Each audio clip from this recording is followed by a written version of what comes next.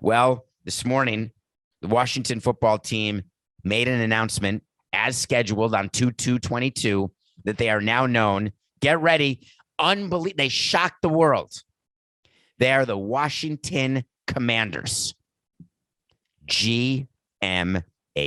Now, I've got sympathy for Dan Snyder in one regard. Believe me, in only one regard. Keeping a team name change and a color scheme change and a uniform change, keeping it from being leaked is 100% impossible. The news that the Washington Commanders were the Washington Commanders was not released by Daniel Snyder today. It was released by people weeks ago when they found commanders.com as owned and operated by an entity that was connected to WFT.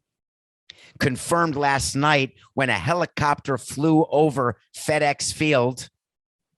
It's not FedEx Field. What's the name of the field in Washington, Coca? It may be FedEx Field.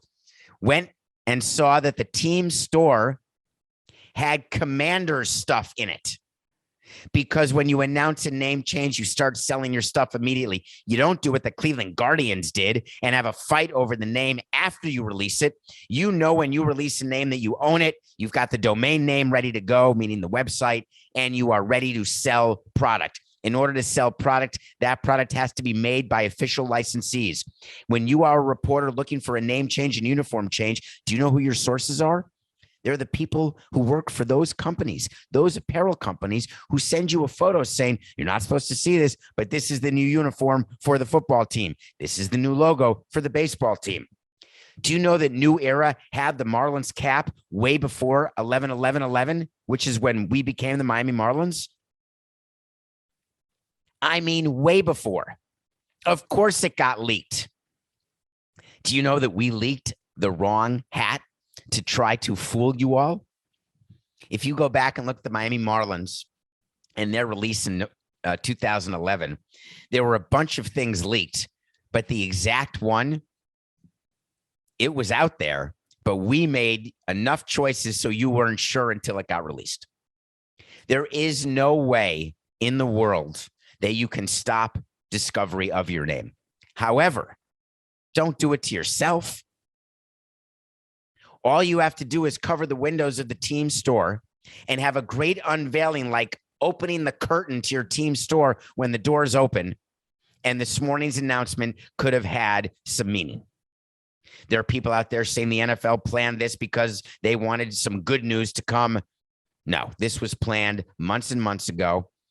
Dan Snyder called Roger Goodell and said, can we still go forward? Roger Goodell said, of course, because you have to. You have to get uniforms out there. You have to start selling things.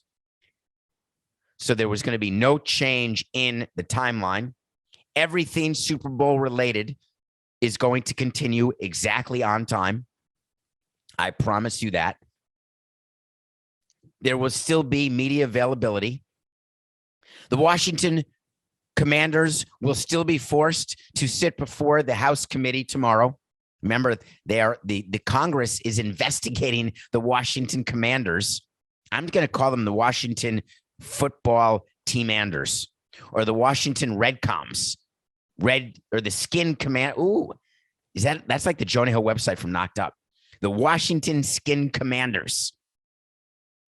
They're going to be in front of Congress tomorrow as scheduled. The NFL will do everything on the Super Bowl timeline as scheduled. The teams will be told what to respond and how to respond to inquiries about the lawsuit, about the hearings in Congress. Bullet points and talking points will be given, but the focus will not be on the game the way it should, and that drives Roger Goodell crazy.